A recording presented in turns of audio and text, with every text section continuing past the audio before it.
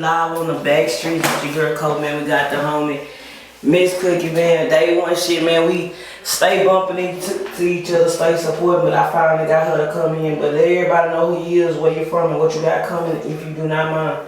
What up, what up? It's your girl Miss Cookie Baby, aka the Jane of all trades.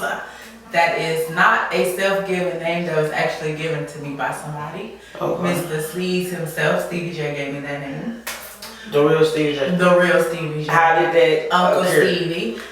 He had did a phone interview for me my first year in rodeo. Shout out to the radio. And he was like, damn, what don't you do? You know, because I teach, I do radio, I do artist management, and now I got some treats going on. How long were you doing radio? This is year 5. Year number 5. Year number 5. So, man, anybody that's looking to get in radio podcasting, could you drop some advice for me? Absolutely. Do that shit. Ain't no blueprint. Okay. Do it your way. Don't let anybody tell you you're doing it wrong. There is no wrong or right way to do this shit. My best advice is I'm always open for mentoring. I don't charge for that because I didn't have that. I had to wing this shit. Okay. And I think that's fucked up when you have game and you don't want to pass the knowledge. That's why we can't progress. So if you need me, my Instagram is Cookie Baby MZ, COOKIEBABIE. Hit me up. I will be more than happy to help you out. But don't let nobody tell you that you're doing it wrong. Make your own stamp in this industry. What by 4 out of those 5 years has been the hardest challenge for you? Oh, support from people you know. Let's talk about that, man. Miss Cookie, man. Talk about that a little bit, because a lot of times people that don't know you rock with you tougher than the people that's your family, your friends, your neighbors, your co-workers. Why do you think that you being a black woman, you a black entrepreneur, why do you think that? I really feel like, you know, the term dry hating is a big thing. It could be, and it's not even necessarily that they want to do what you're doing. They just got shit going on that they don't know how to do. So instead of them either A, reaching out for help from you, or B, getting their shit together, it's just easier for them to hate on you by not supporting. And that probably was the hardest thing, because I'm that person who I believe, like you said, A1 since day one, I believe in taking everybody with me that started with me. But shit, my daddy always tell me, baby girl, everybody can't go. Man, and I think that's the hardest reality, because I mean, this ain't just friends, this is blood. And so that has been the most trying thing, is to separate my willingness and longing for all my people to be eating with me, because they can't. That sucks. How long have you been into like your different lines of income and entrepreneurship? How long have you been like, fuck it, I'm gonna do me, I'm gonna do radio, I'm gonna do the snacks, I'm gonna do everything? Well, since I was 17, I kind of snuck out and got a job against my parents' wishes. And I always just wanted multiple things. I never wanted to depend on nobody. And so once I had children, I was like, I needed to do something for them to be able to have their own thing, because other races, they build their children up, they set them up for success. So I wanted that for my kids. Now the snack thing came about with somebody I was dating with a couple months ago, almost a year or so ago. We was just randomly talking with his aunt. And so I was like, fuck it. I love watching Chop. If you know me, you know I love Chop.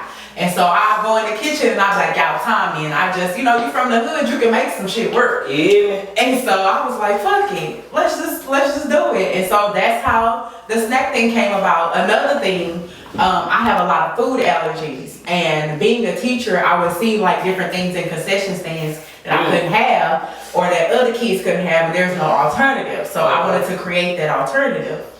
And that's what you did. Snack attacks, man. With entrepreneurship, man, a lot of us, man, are just not getting into it. Some of us been into it, like you say, you've been doing your thing for a long time. What was your whole take on the B. Simone coming with the 9 to 5 versus entrepreneurship? Oh, I had a big attitude about that. And here's why. I don't think you should limit somebody's hustle. If somebody hustling on a 9 to 5, that's them. I respect the motherfucker that go out and go to McDonald's versus the motherfucker out here with a sign who is able-bodied. You know what I mean? Entrepreneurship, I do applaud entrepreneurship. entrepreneurship, and of course, everybody, I believe, should have some type of entrepreneurship thing going on at some point.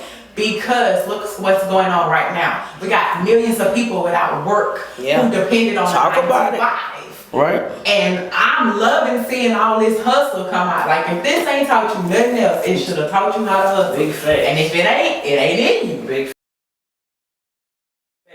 If my thing is, man, it ain't for everybody. Right. You gotta have some workers. You know what I'm saying? That's just balance. That's just like, you know, economics, checks and balances. Somebody gotta work for boss. Unfortunately, but I do encourage people to have multiple streams of income. I encourage 9 to 5 and have your business on the side, but you gotta figure out time. Like you said, you got children, shit like that. So I understand, man. And with the snacks, man, how did you come up with the name? So I was like, you know, like She laughing. I'm laughing because I be high sometimes. Okay. And so I was sitting there and I was thinking, and I was like, man, like I said, I had to revamp. And so I was like, damn, give me something catchy. What can I do? And I'm like, yo, I'm not a person who eats all day. I eat super late. If I do it, it be like 1 time a day. I gotta stop that shit. But I was like, man, snack attack. Let me go find something in the kitchen. And I was like, that's it. And so I had got with my marketing director. Shout out to my boy, Fama Blind Jones, Eric. And he was like, yo, let's do the whole little shark thing. Because I ended up getting a call from Shark Tank.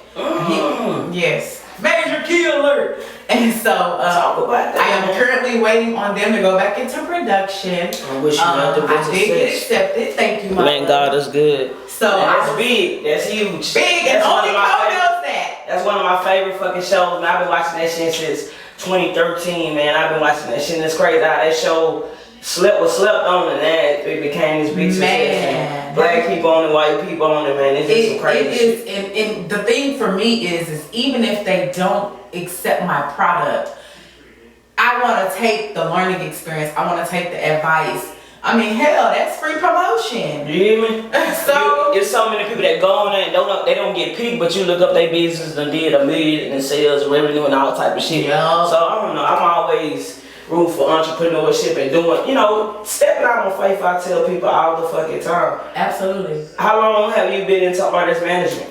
I have been doing artist management on a professional level for about 3 years. I was married circa 2008-ish, and my ex-husband was an artist, and so that's how I started dabbling in it between him and a coworker of mine, because they were artists. And they was like, man, you're good with people, you're good with numbers, you're good with business. You know, I'm nicknamed Suge Light at my station because zero tolerance. Right. And so I started getting into it. I root for the small guy. So I love independent artists. I love independent music.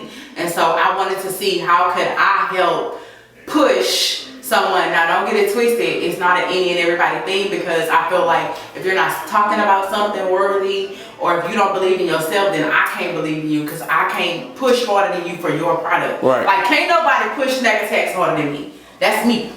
So that's how I got into that. And I mean, I love it. Like, what was some of the what artists do you manage or was managing? Shout out to the whole Higher ENT. You have KO the Conspiracy. You have Rosie Bush. You have Prince Easy. I'm assistant to Lavish Waves. So shout out Lavish Waves. Shout out Lavish. So we got Boston George. We got Kirko. We got ESG. We got my boy Johnny B. Good giving lyrical orgasms. I mean, you know, those to name a few. Another person I had the pleasure of working with, not managing, but just working with his manager on a couple of things, was FMG Lace. The whole FMG family is what's Lace, man. If people don't know, Lace is probably fuck next up. He should have been up, but he's so humble, and his time is coming, and I can't wait. I've been rocking with Lace damn near 3 years, man. He was one of the first fucking artists. He wasn't too big-headed, man, came on my platform. So shout out to that whole FMG Cole, man. Everybody, man, doing their thing, man. Lace, I actually taught Motor, FMG Motor. That was one of my students. Dope. That's how I got with the family. Okay. It's just crazy how things just come full circle. Manifest, yes. You right about that. So, I mean, yeah. You right about that. Working with artists, man, drop some advice for them. Artists, you have to have a budget, boo. You gotta have a budget. Come on now. Okay. You gotta have a budget. Because you can't expect, I can't build Coachella with a $family budget. Gotta have a budget, and you have to. Your team is everything. I don't care who you are. Like I said, we work with big names, and they still believe in us as a team. Right. And you gotta pick the right team, and it's okay.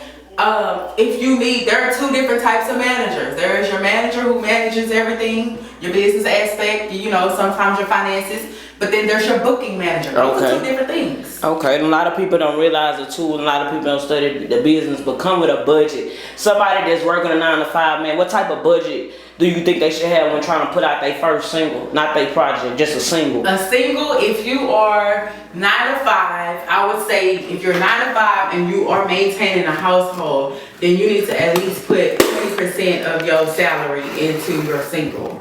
That's okay. I think that's a fair number. Now, if you're not managing a household, 50%, because you have nothing to really lose, but you also have more time. I feel that you can't do nothing but respect it. 2020 has been a crazy year, man. George Floyd, COVID hit, man. How have you been staying sane? I know you got children, I know you got family, man. How have you been staying sane with so much craziness been going on in this world? I've been heavy on meditating. Okay. If you see, got my chakras on. I am a waist bead wearing, meditating, crystal carrying sister. Like I'm big on energies. And listen, if it ain't right, I get the fuck. And I kind of been like that for like the past year or so. I started dabbing a little bit in yoga and kind of learning who I am and getting back to my inner me. And so I've always been a kind of an introvert because of what I have to do when I'm in the industry and stuff. But just having to actually sit down and I shut off. I've shut off from social media before. I've kind of like, there are certain times a day where I don't even pick up my phone because I got to get this together, and then having to explain that to my children, who are going from being with their friends every day. I try to create whatever normalcy I can for them. Like my younger ones, they still go to daycare so they can have some type of social skills or whatever. My oldest one, me and him be rocking. He's becoming a teenager, so that's our bonding time. So yeah, I mean, I'm proud of the movement. I am all here for this Black Lives Everything. I root for everybody black. This is probably the most unison I've seen in my 33 years on this earth. Me too.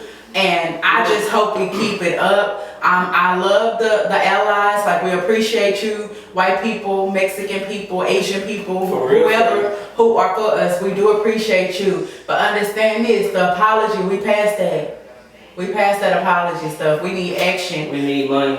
We need funds. We need resources. We need fuck apologies, changing names, statues. That's cool too, but set African American people, Indian people up, man, a monthly stipend or something. If it ain't number $700 a month for everything we didn't do, that's still not enough. That's just my take, man. Miss Cookie, one more before we get out of here. Do you have a favorite flavor from your snack attack?